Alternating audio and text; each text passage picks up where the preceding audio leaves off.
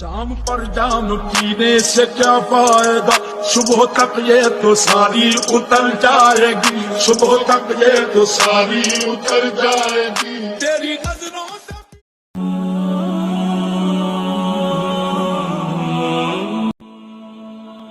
ترجمہ الشیخ امام حافظ ابو عبداللہ محمد بن اسماعیل بن ابراہیم بن مغیرہ بخاری رحمۃ اللہ تعالیٰ علیہ نے فرمایا، اور اللہ عز و جل کا یہ فرمان کہ ہم نے بلا شبہ اے محمد صلی اللہ علیہ وآلہ وسلم آپ کی طرف وحی کا نزول اسی طرح کیا ہے جس طرح نوح علیہ السلام اور ان کے بعد آنے والے تمام نبیوں کی طرف کیا تھا۔ ہم کو حمیدی نے یہ حدیث بیان کی، انہوں نے کہا کہ ہم کو سفیان نے یہ حدیث بیان کی، وہ کہتے ہیں ہم کو یحییٰ بن سعید انصاری نے یہ حدیث بیان کی۔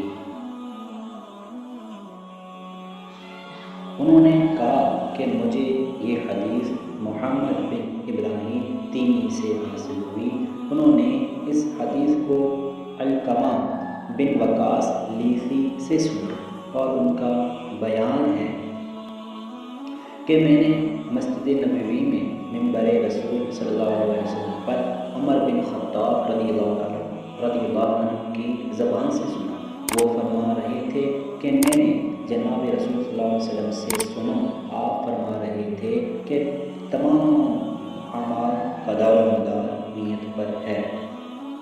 اور ہر عمل کا نتیجہ ہر انسان کو اس کی نیت کے مطابق ہی ملے گا، بس جس کی نیت ہجرت ترک وطن دولت دنیا حاصل کرنے کے لیے ہو یا کسی عورت سے شادی کی غرض ہو۔